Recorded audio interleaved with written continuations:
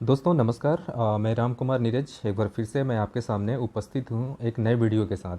इस नए वीडियो में आज हम ये जानने की कोशिश करेंगे लाफिंग बुद्धा के बारे में।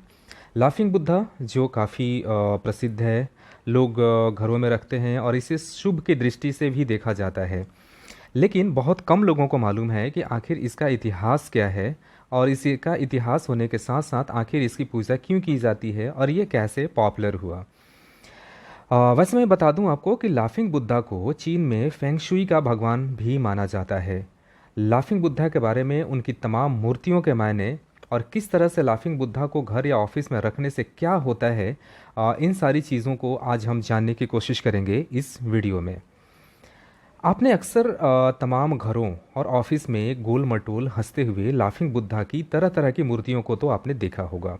कई बार इन्हें गुड लक के तौर पर और दोस्तों या परिचितों से गिफ्ट भी प्राप्त किया होगा। लेकिन क्या कभी यह जानने की कोशिश किया आपने कि आखिर ये लाफिंग बुद्धा थे कौन? इनकी मूर्ति को इतना शुभ क्यों माना जाता है? क्यों ये हमेशा हंसते रहते हैं? आइए हम आपको बताते हैं। माना जाता है कि लाफिंग बुद्धा महात्मा बुद्ध के एक जापानी शिष्य थे। उनका असली नाम होतेई था। जब उन्होंने बुद्ध से शिक्षा प्राप्त कर ली तो अचानक वे जोर जोर से हंसने लगे और उन्होंने अपने जीवन का लक्ष्य बना लिया कि वे जहाँ भी रहेंगे लोगों को हंसाएंगे। होतोई का शरीर गोल-मटोल था, पेट निकला हुआ था। वे जब भी लोगों के बीच होते तो अपने बड़े पेट को दिखाकर जोर-जोर से हंसते थे और माहौल को खुशनुमा बना देते थे। उनके हंसमुख स्वभाव की वजह से लोगों ने उन्हें लाफिंग बुद्धा बुलाना शुरू कर दिया। वे जहाँ भी जाते थे लोगों को इतना हंसाते थे कि वहाँ की नकारात्मकता बिल्कुल गायब सी हो जाती थी। होते ही के अनुयायियों ने उनका इस तरह से प्रचार किया कि चीन और जापान के लोग उन्हें भगवान मानने लगे और उनकी मूर्ति को घर में रखने लगे। चीन में होतई को पुतई के नाम से जाना जाता है और उन्हें फेंगशुई का भगवान माना जाता है। ऐसी भी मान्यता है कि जिस घर में लाफिंग बुद्धा की मूर्ति होती है वहाँ सुख समृद्धि और खुशहाली होती है और निगेटिविटी वहाँ से दूर होती है। तो ये तो सारी चीज़ें थी लाफिंग बुद्धा के बारे में। लेकिन लाफिंग बुद्धा के भी कई तरह के प्रकार हैं, यानी कि अलग अलग परिस्थितियों में अलग अलग फीचर्स के साथ आपको लाफिंग बुद्धा दिखाई दे सकता है।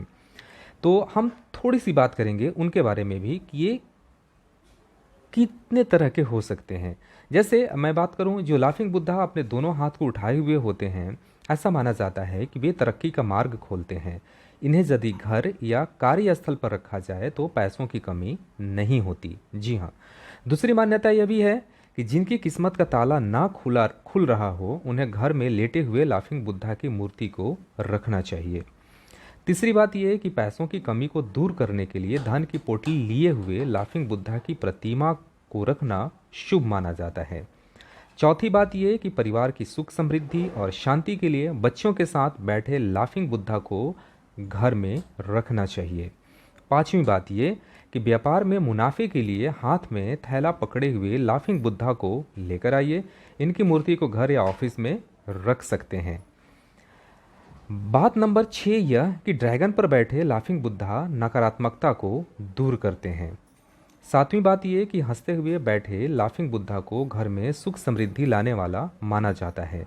आठवीं बात यह कि मन की शांति के लिए घर और दुकान पर ध्यान की मुद्रा में बैठे लाफिंग बुद्धा रखना चाहिए। नौवीं बात यह कि नाव पर बैठे हुए लाफिंग बुद्धा रखने से व्यक्ति के मान सम्मान में वृद्धि होती है। 10वीं बात यह कि एक हाथ में सिक्का और दूसरे हाथ में पंखा लिए हुए लाफिंग बुद्धा खुशहाली लेकर आते हैं। 11वीं बात यह कि पीले रंग के फूल वूलू को हाथ में लिए हुए लाफिंग बुद्धा बीमारियों को दूर भगाते हैं। और 12वीं और आज की सबसे आखिरी बात यह कि धातु से बनी हुई लाफिंग बुद्धा की मूर्ति को रखने से कार्य क्षमता और कुशलता बढ़ती है। तो ये सारी जानकारी थी लाफिंग बुद्धा के बारे में। उम्मीद है आपको पसंद आया होगा। आपके कमेंट्स का इंतज़ार रहेगा। धन्यवाद।